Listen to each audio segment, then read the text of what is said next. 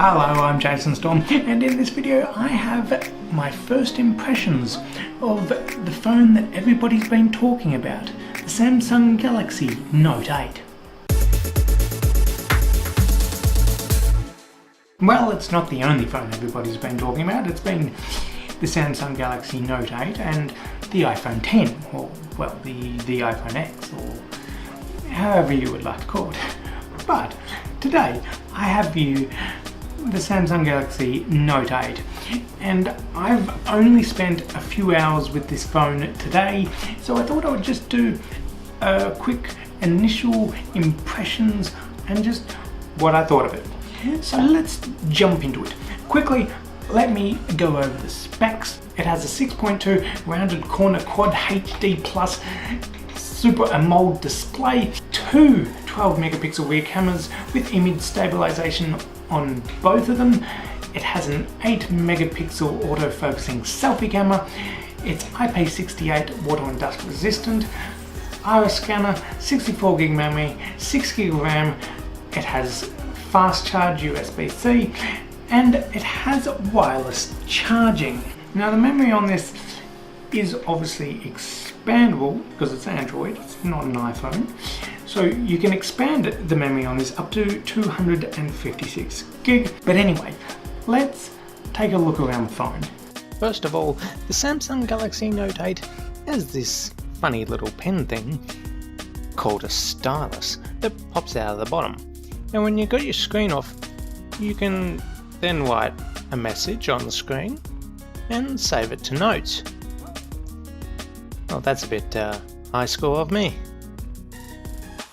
Then you've got this little tab on the side here, which you can use your stylus for different things, like write messages, and this is a live message. We might change the color here and draw some nice green luscious mountain tops. Yeah, that's looking like a mountain top. Got all the grass over here, a bit more grass on that mountain top. And then, wait a minute, input limit reached. What? And when you press on screen write, whatever screen you're on, you can then draw or write a message to a friend and send it to them. Another nifty little feature is this, where you've got some apps, and you can also split apps. So you can have YouTube going on part of your screen and your internet browser on the other, and maybe you're reading something on Google or news or well, watching a video as well. It's quite a nifty little feature. And of course you can also change the sizes of each screen, so you can either read whatever you're doing on the bottom screen or maybe watch a video on the top. And you can also use this with Google Maps and other apps. It's not just YouTube and internet browser. So it is quite a useful feature. Also, to get to the menu on the Samsung Galaxy Note 8, you just swipe up and swipe down. There's no real home button. Also, this Galaxy background sort of moves with you. Whee! This is exciting for about 10 seconds, and then you get bored. As for the camera app, oh, let's swipe that up. We don't need YouTube going there. I'm not going to do a full camera review in this video. I'll do that at a later date, but I'll give you some quick sample photos.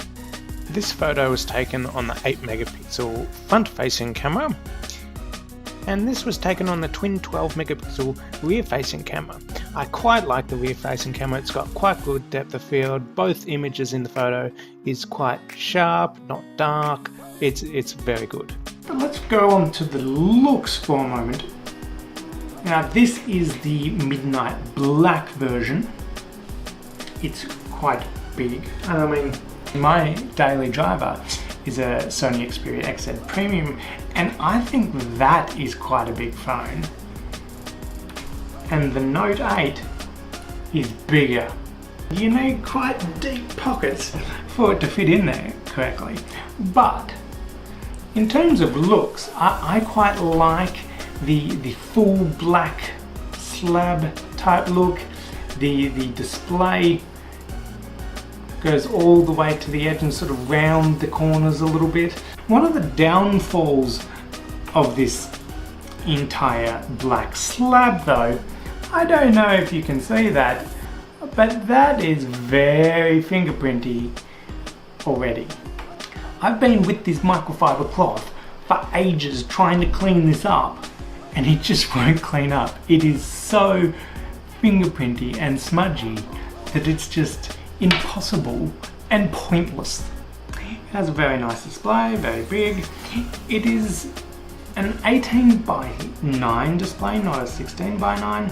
And for example, if those of you that don't know what that is, most videos you'll watch on like Netflix and YouTube and things like that, they're all 16 by 9 mostly. So when it comes to watching videos and things like that, you won't actually be able to use the entire display. It'll actually crop in, but the screen is quite bright, quite detailed, and when it comes to like surfing the web and Facebook and all that, obviously you can use the full screen, so it's a little bit extra real estate for those instances. However, when it comes to watching videos, there is a little gripe I had with this phone, and now I'm probably going to have a few gripes with this phone, and let me tell you why. This phone, the cheapest place like retail outlet I could find it in Australia, in Australian dollars mind you, was about $1,350 for this phone. A lot of places are more than that. Most flagship phones in Australia are about that $1,000 Australian mark somewhere. So this is quite significantly more expensive. So you really want everything on this phone to be great. One of the gripes I've had today using this for a few hours was the fact when watching YouTube videos and Netflix and things like that, the sound quality is not as good as the screen quality. Because with the sound quality, you only have one speaker at the bottom here. And if I'm being honest, that one speaker isn't the greatest speaker I've had.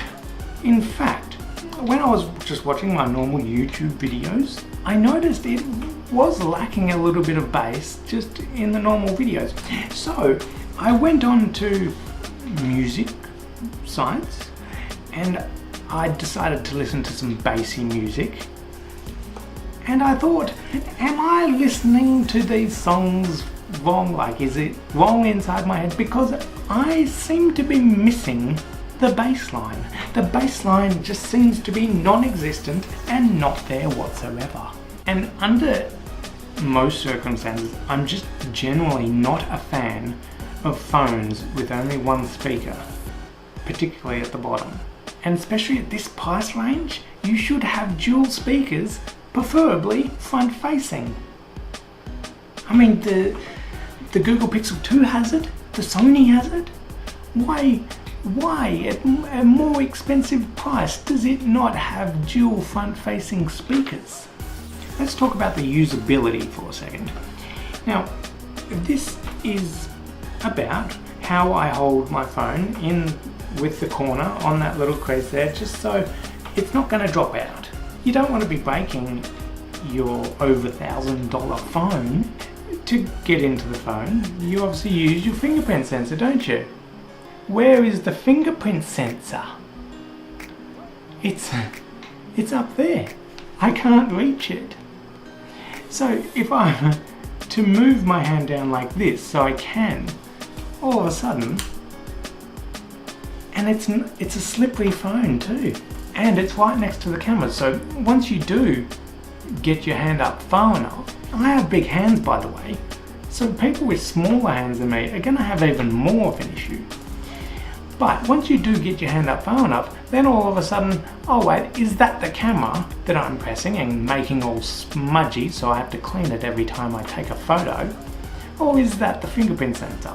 Face recognition I haven't really used on this phone yet. Obviously that's a way of sort of replacing that fingerprint sensor, but the fingerprint sensor is more reliable. I know Samsung's gonna say, oh, but that's all the only place we could have put it.